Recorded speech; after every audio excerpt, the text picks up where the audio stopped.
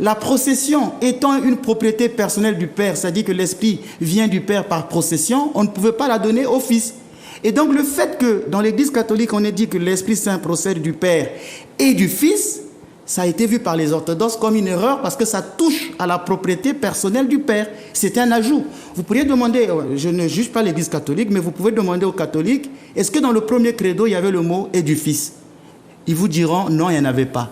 Posez-leur la question, est-ce que le mot « et du Fils » a été rajouté par les catholiques? Ils vous diront, oui, nous l'avons rajouté. Maintenant, ils peuvent donner des arguments. Pourquoi ils ont rajouté? C'est pourquoi je disais que je ne juge pas la théologie catholique en tant que telle, mais je fais un rappel historique que dans le premier credo, ça n'existait pas. Et c'est ça qui a été l'erreur, la grande séparation avec les catholiques et les orthodoxes.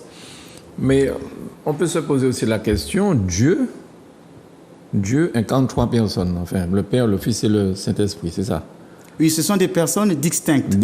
Mais si on veut s'adresser à Dieu, est-ce qu'on a besoin de passer par le Fils? Eh bien... C'est une question qui pose problème à certaines personnes avec qui je discute de ça, en fait. D'abord, il faudrait que ces personnes comprennent bien le mystère trinitaire. Il existe bien que Dieu est bien Père, Fils et Saint-Esprit. Il ne faut pas confondre les personnes. Le Père, ce n'est pas le Fils. Le Fils, ce n'est pas le Saint-Esprit. Il ne faut pas donc les confondre, mais il ne faut pas aussi les séparer. Ne pas confondre, ne pas séparer.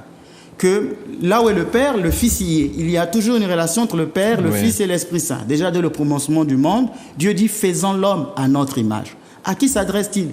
Puisqu'il n'y a que Dieu qui est créateur. Le verbe de la Genèse montre bien, c'est le verbe « bara », qui montre que Dieu est le seul créateur. Donc il ne pouvait pas s'adresser aux anges.